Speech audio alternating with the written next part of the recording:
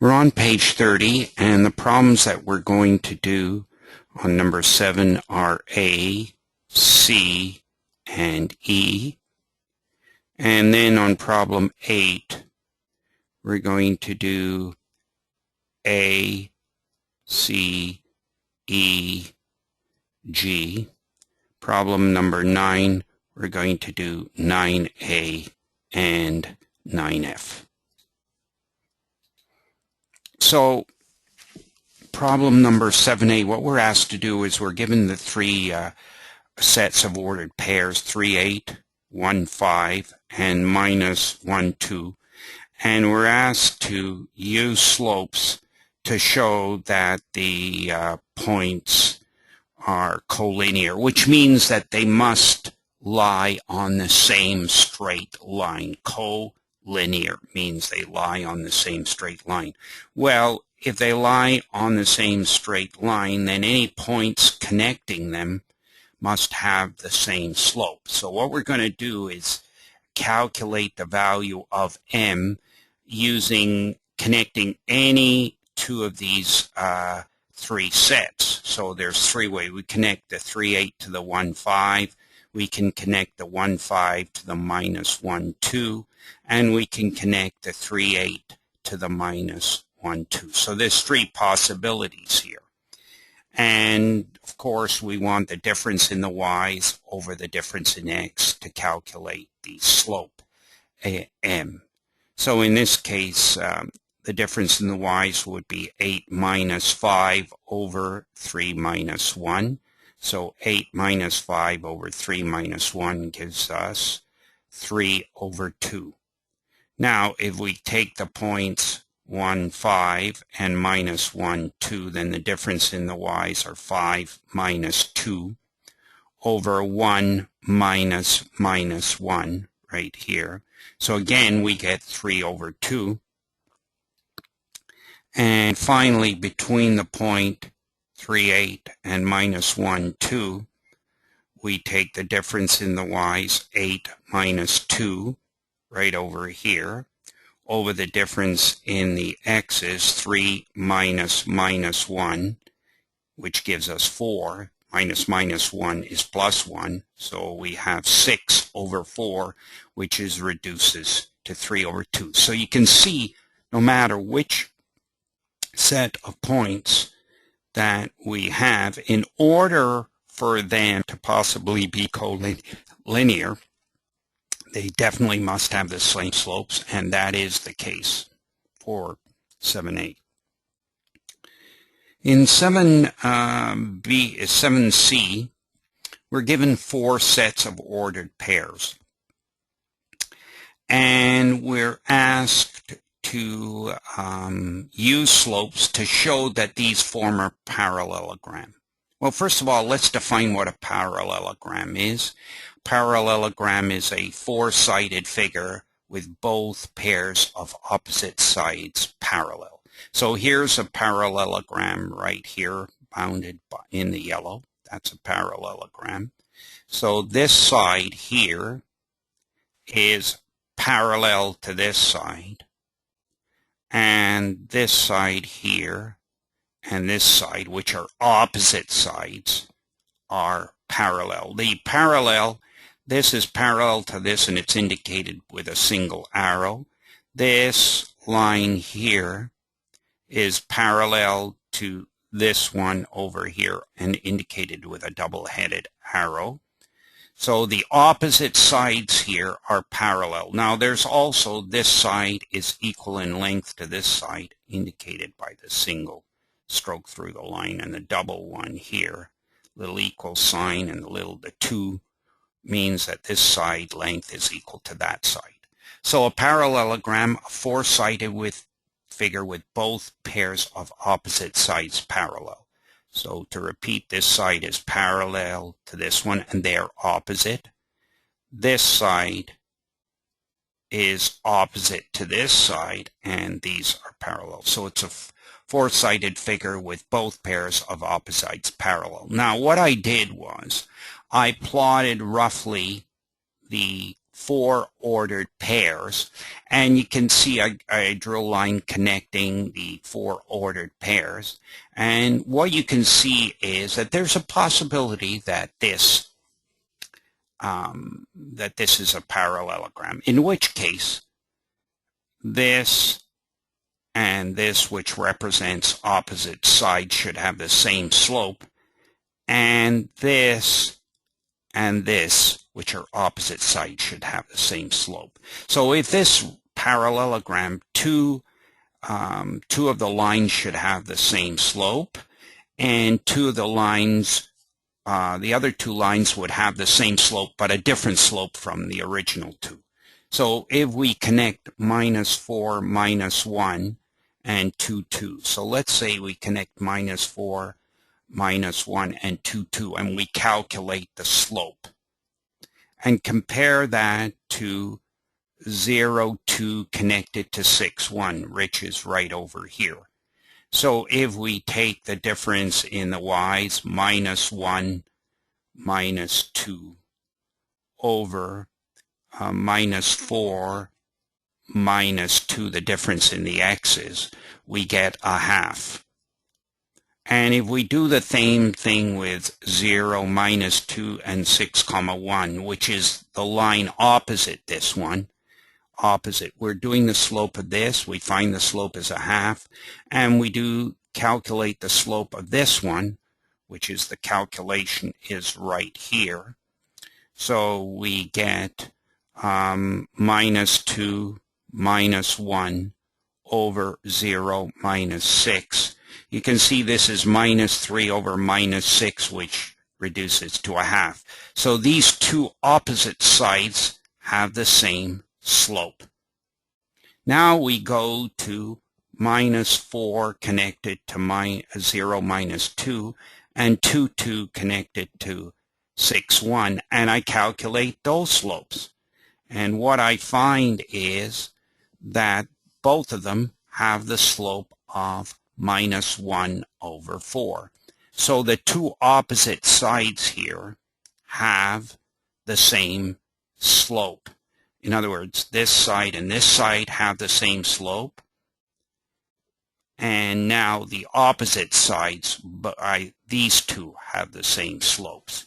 So therefore, we've shown that these 4 points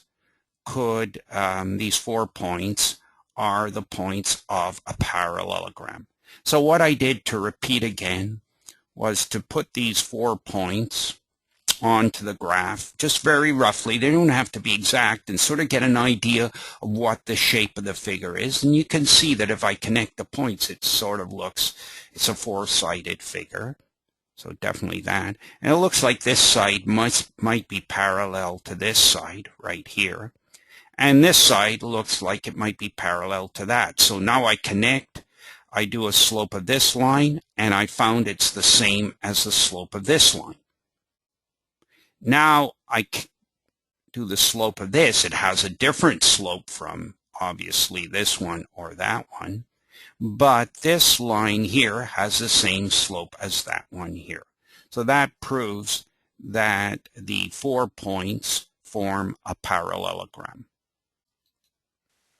Now if we go to 7E, we're asked to use slopes to show that these 4 points form a rectangle. So we got these 4 ordered pairs and they form a rectangle. Well, first of all, what is a rectangle? Well, easiest way to think about a rectangle is it's a parallelogram. The only difference is that the interior angles are 90 degrees. Where a parallelogram, they could be, they don't have to be 90 degrees. So here we have a 4-sided figure, and where all the interior angles are 90 degrees. So if we, for example, were to take the slope of this line here and calculate it, then it should be perpendicular to the slope of this one. It should be the negative reciprocal. The product of the slope of this line and this line should be -1.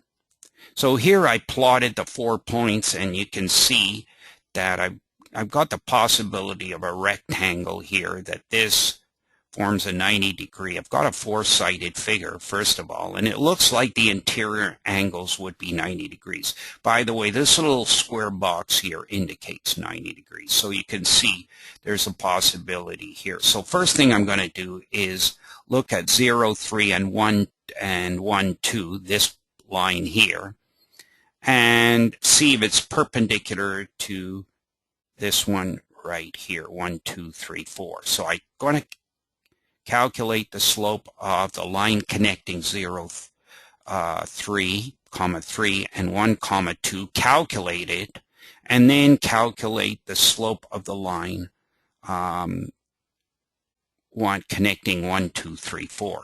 So here's the slope of the line connecting 0, 3, and 1, 2. So you've got the difference in the y's, 2 minus 3, over the difference in the x's, 1 minus 0. So 2 minus 3 over 1 minus 0 gives me minus 1. That's the slope of that one. Now, if I do the one connecting 1, 2, and 3, 4, the difference in the y's is 4 minus 2 over 3 minus 1. 4 minus 2 over 3 minus 1. There should be a little bracket right here. Sorry, that's missing. So there should be a little bracket here. This gives me 4 minus 3 is 3, 4 minus 2 is 2, 3 minus 1 is 2, 2 over 2 is 1. Now you can see if I call this one M1 and this one M2, the product of M1 and M2 is minus 1. So I know they are perpendicular. The other way to look at it is if I take this line, for example, minus 1, and I turn it upside down, it's minus 1 over 1, so it just becomes the same thing, minus 1. And then I put a minus in front of it, it becomes 1. So either way, you can see that these two lines are perpendicular. If they're perpendicular, they form a right angle, and a right angle is 90 degrees. So now if I do the same thing with the line 0, 3 connected to 2, 5 and 2, 5 connected to 3, 4 right over here, they also should be perpendicular, and yes, they are. So again, we've shown that they're perpendicular, and of course it should be true that the line connecting 0, 3 and 2, 5 should be parallel to the line connecting 1, 2, and 3, 4, and 0, 3, and 1, 2 should be parallel to the line connecting that. But it's that's just an ancillary thing. So what we've done is just taken any two sets of lines that intersect here. It doesn't matter which two we take. And we've shown that the product of their slopes is minus 1, which means they are perpendicular. If they're perpendicular, they form a 90-degree angle. And so the only possibility is that the 4 points that we've shown here, that we discussed here, form a 90-degree angle. You can see that, and therefore are at the corners of a rectangle. Now, in problem 8a, we're told we are given the slope of a line connecting minus 2, 3 with a point 4, k is 1/3. So we know the slope of the line connecting these two, but we don't know the value of k. So we are going to compute m, and we know m is 1/3 because we're given it here. And instead of one of the values, in this case we've said minus 2, 3 is x1, y1, and 4, k is x2, y2. Instead of that, we're just going to put one of the values being k. So we're going to say the difference in the y's, k minus 3 which is my difference in my y's, over 4 minus 2 is my difference in x's. I know whatever that value is, it has to be 1/3 because I'm told that. Now, it doesn't matter which one you call x2, x1, y1, and which one you call x2, y2. So if you reverse these, that's okay. You'll still come out with the same value of k. The calculation may be slightly different, but you'll still come out with the same value of k. So now I have k minus 3 over 4 minus 2 equals 1/3. 4 minus 2 is 6. The k minus 3 is the same. And so I get k minus 3 over 6 is equal to 1/3.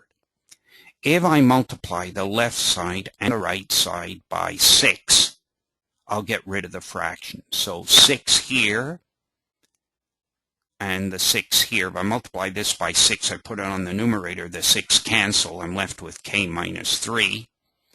And 6 times 1/3 would be 1 times 6 over 3 would be 2.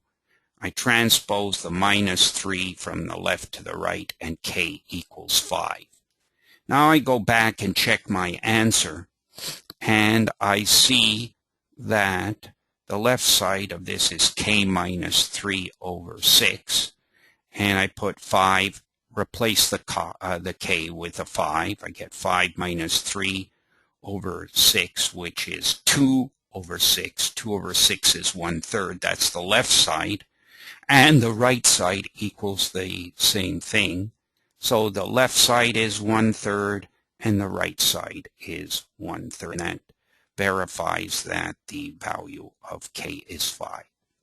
So what I did here was just take k, make that into y2, and this is x2, and this is y1, and this is x1, and just put that into the equation. So I have the difference in the y's, k minus 3 over 4 minus 2, and that's right here. And I know that that slope has to be 1/3, and then the rest is just basic algebra.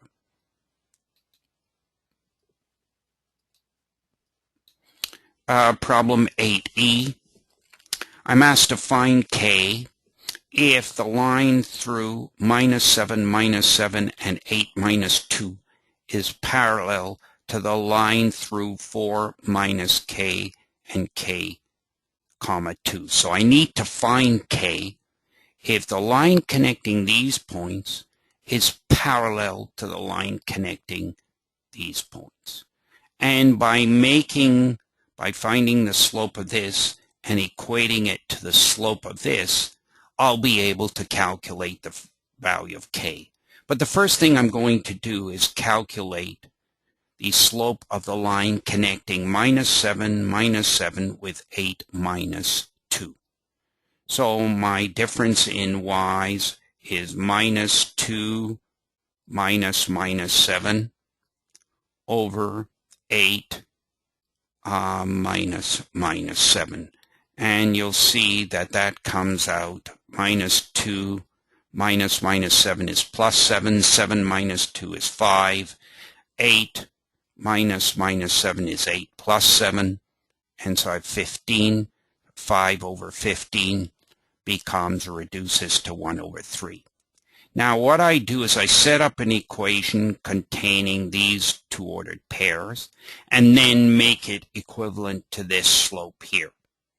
So here what I'm going to do is say 2 minus -1 is my difference in y's, 2 minus -1 over the difference in x's, k minus 4.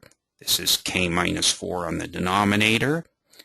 And 2 minus -1 is 3. Minus -1 is +1, so I get 3 over k minus 4. And I know the slope is 1/3 from this calculation because the line connecting these 2 points is parallel to the line connecting these 2 points. So I've computed the slope of this of 1/3. So the slope of this must always must also equal a third. So what I'm trying to do here is solve for k. That's my unknown. I have to know what k is. So the first thing I'm going to do is I want to get rid of this k minus 4 on the denominator here. Make the fraction simpler. So I multiply the left by k minus 4 and the right by k minus 4. So when I multiply the left by k minus 4, the k minus 4 on the denominator here and the k minus 4 on the numerator cancel, and I'm left with 3. 1 times k minus 4 is k minus 4, and I still have the 3 on the denominator here. So what I've done is multiplied both sides by k minus 4. Now I still have a fraction here. I still have the fraction 3 here on the denominator. So to get rid of that, I'm going to multiply both sides by 3. 3 times 3 gives me 9. 3 times k over 4 over 3 means that the 3's cancel, and I'm left with k minus 4. And when I transpose the minus 4 from the right to the left, I bring 9 plus 4, I get k is equal to 13. Just to check this equation here with the value k equals 13, the left side equals 3. So now on the right side I have k minus 4 over 3 right here. Going to substitute the value of 13 that I calculated right here. 13 minus 4 is 9. 9 over 3 is 3. And so the right side simplifies to 3, and the left side was originally 3, supporting the idea or supporting the calculation that k is equal to 13. Now I'm going to show you a faster technique to solve this equation. You remember that when we did this one just above, we first multiplied by k minus 4, and then we multiplied by 3. Now it's true we could have multiplied both sides by 3 times k minus 4, both sides, and instead of doing it in 2 steps, we could have done it in 1 step. But there's an even quicker technique called cross multiplication.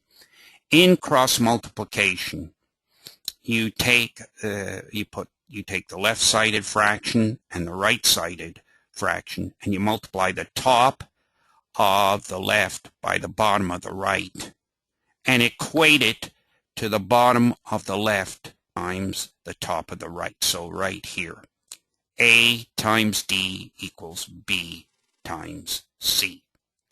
Now, just to prove this, you know that the fraction 3/6 is equal to a half. If I reduce 3/6, I get a half. So if I cross multiply, 3 times 2, 6 equals 6 times 1. So how does this apply to this problem? What we're going to do is multiply 3 times 3, top of this by the bottom of that, and multiply k, make it equal to k minus 4 times 1. So 3 times 3 equals k minus 4 times 1.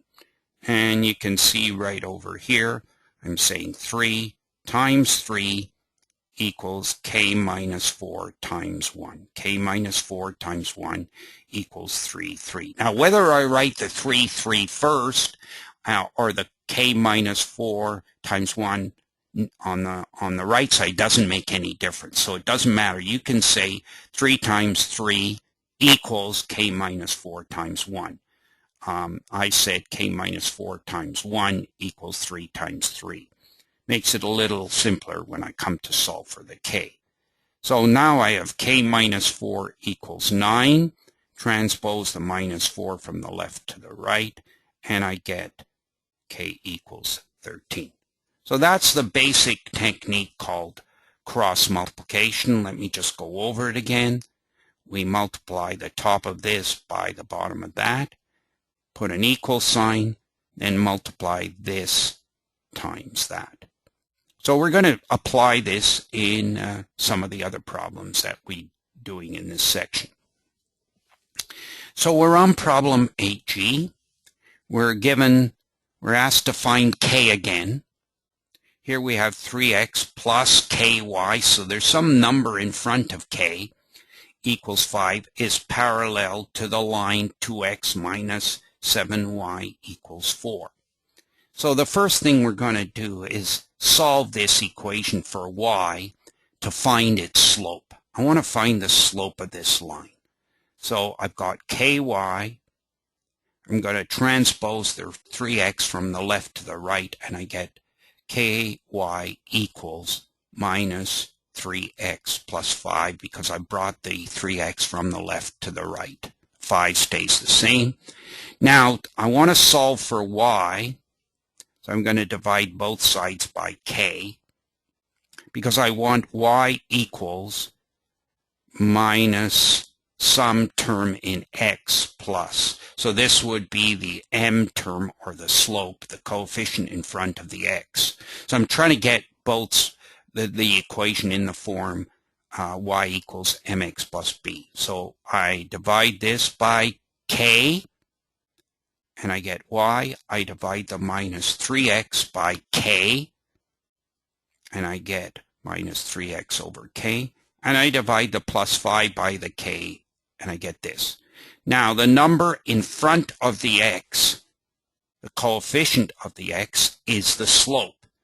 So the slope is minus 3 over k. So the slope of this line is minus 3 over k.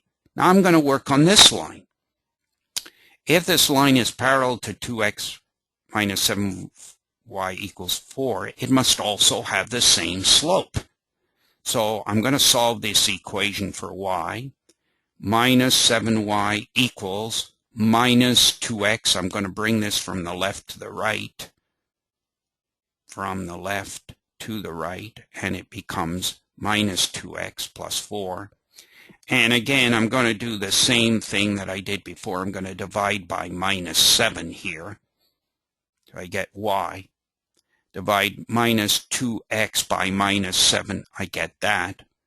And divide 4 by minus 7, and I get that. Now the slope of this line is 2/7, the coefficient of x. This is the m for this one, 2/7.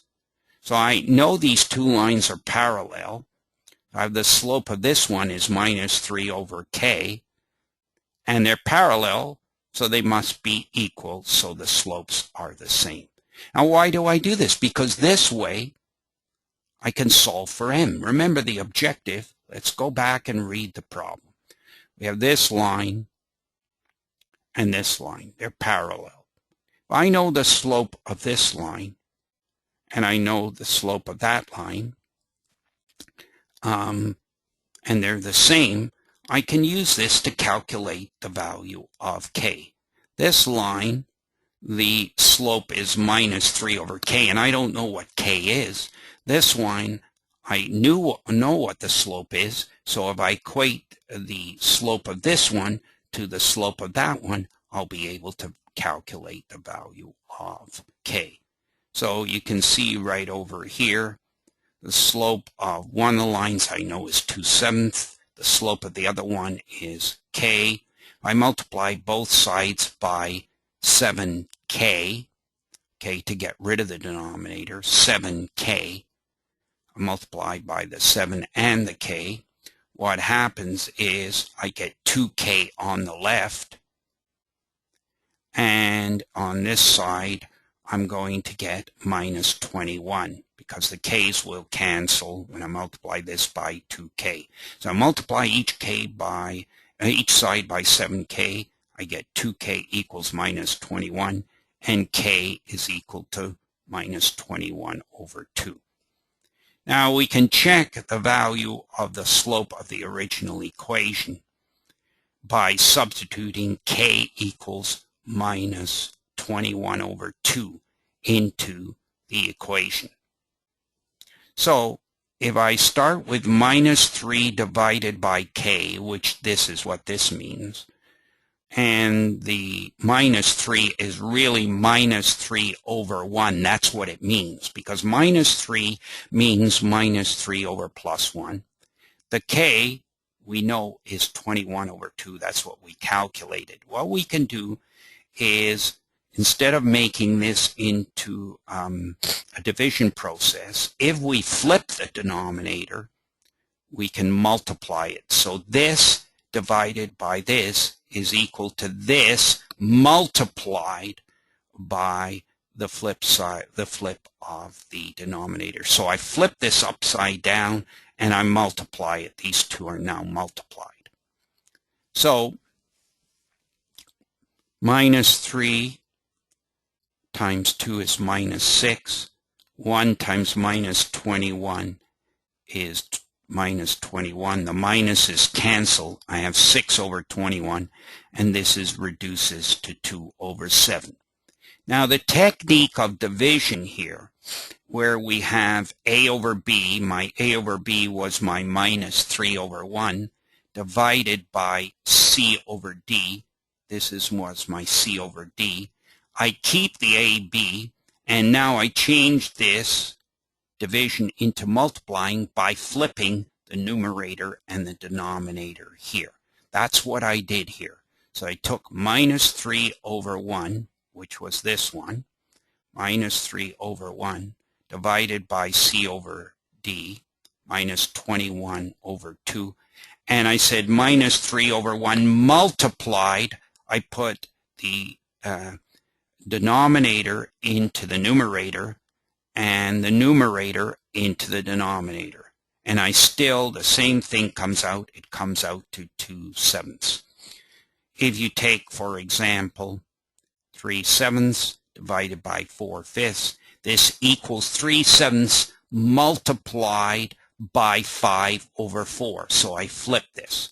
3 times 5 is 15. 4 times 7 is 28. So you can see that I've used this technique to calculate what minus 3 divided by k. I had to do minus 3 divided by k. So what I got to recognize is the minus 3 is minus 3 over 1. And I'm dividing by the k, which is minus 21 over 2. I keep this the same, and I flip this fraction, and then multiply instead of divide. And I get minus 6 over minus 21, which is 2/7.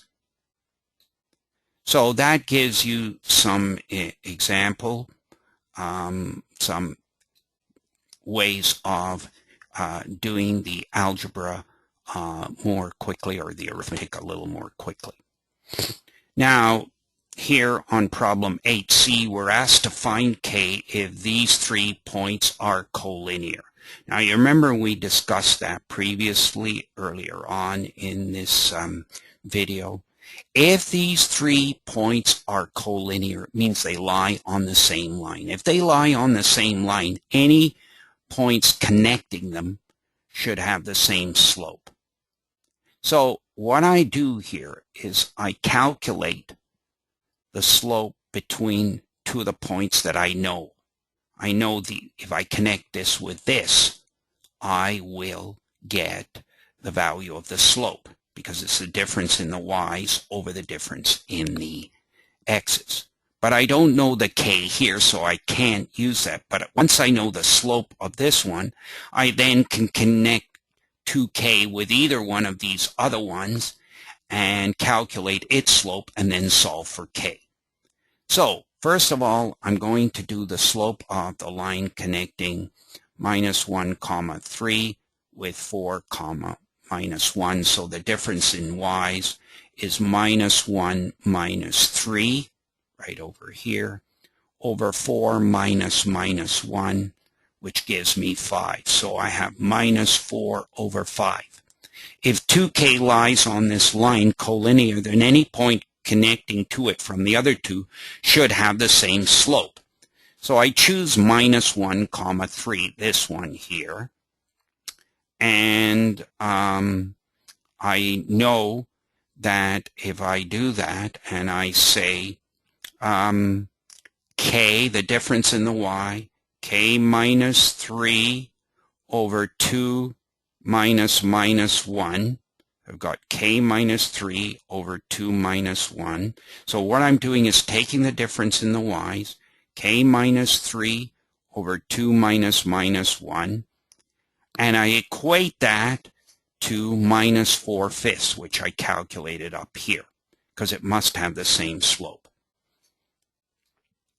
Now, this becomes k minus 3 is this k minus 3, 2 minus 1 is 3, and this is minus 4/5. So I can either multiply both sides by 5 times 3, in which I'll get 5. The 3's will cancel. When I multiply this side by 5 times 3, the 3's cancel, and I'll have 5k times minus 3 in the brackets. If I multiply this by 5 times 3, the 5's will cancel, and I will have 3 times minus 4. And when I work that out, I get 5k minus 15 equals minus 12. I transpose the minus 15 from the left to the right. It becomes plus 15. 5k equals 3. K equals 3/5. Now I can cross multiply also. So you can use the cross multiplication if you want. K times 3 times 5 equals 3 times minus 4. Some people don't. It makes it easier just to look at this, multiply it by this, and then equate it to this multiplied by that. You get the same answer. 5k minus 15 equals minus 12. 5k equals 3. K equals 3/5. Now, if we use the other point, 4 minus 1, instead of, we used minus 1 comma 3.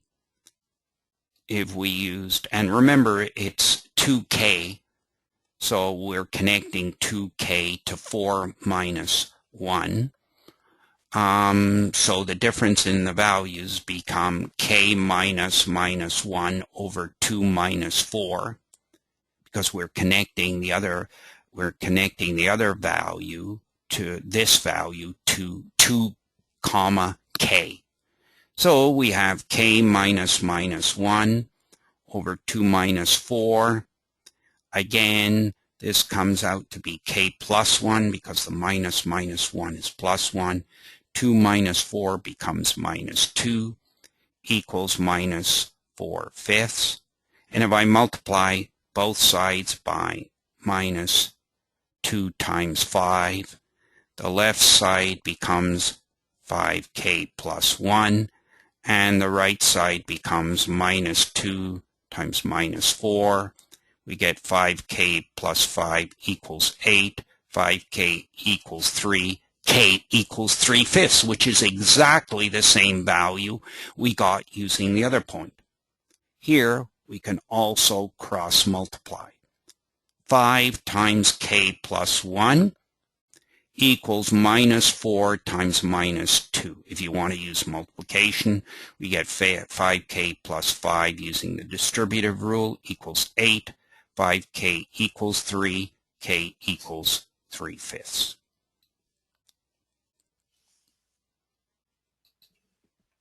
So the midpoint formula is just a matter of taking the difference in the x's. So here we have the midpoint here. If we want a midpoint of the points, we're taking the point 1, 2, and we're connecting it to 1, 3, 4, and we want to find out where the middle is between the line joining this.